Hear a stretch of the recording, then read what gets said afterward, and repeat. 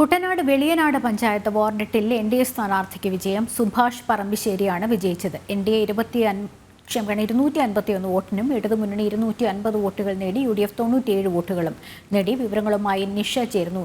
നിഷ, ഈ എൻ.ഡി.എയുടെ മുന്നണി സ്ഥാനാർത്ഥി സുഭാഷ് പറമ്പിശ്ശേരിയുടെ വിജയം എങ്ങനെ നോക്കിക്കാണാം? എന്താണ് വിവരങ്ങൾ?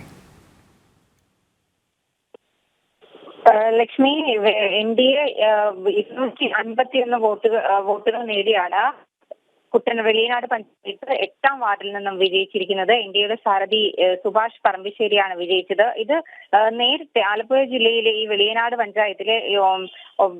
പഞ്ചായത്തിൽ കോൺഗ്രസ് സ്ഥാനാർത്ഥിയായി വിജയിച്ച MD സജീവ് പാർട്ടിക്കുള്ളിൽ നിന്നുള്ള സമാവാസത്തിന്റെ അടിസ്ഥാനത്തിൽ വെളിയനാട് പഞ്ചായത്ത് പ്രസിഡന്റായി സ്ഥാനമേറ്റിരുന്നു. എന്നാൽ ഇത് പിന്നീട് CPM കൊണ്ടുവന്ന അവിശ്വാസ പ്രമേയത്തെ പിന്തുണച്ചതിനെ തുടർന്ന് കൂറുമാറ്റത്തിന് അയാളുടെ യോഗ്യത ഹൈക്കോടതി റദ്ദാക്കിയിരുന്നു.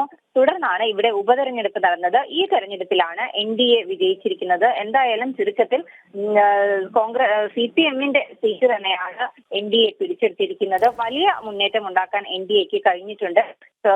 സ്വതന്ത്രർ ഉൾപ്പെടെ 4 സ്ഥാനാർത്ഥികൾ മത്സരിച്ച തെരഞ്ഞെടുപ്പിലാണ് എൻ.ഡി.എ വ്യക്തമായി തന്നെ മുന്നേറിയിട്ടുള്ളത്. ലക്ഷ്മി, നിഷയാണ് വിവരങ്ങൾ നൽകിയത്.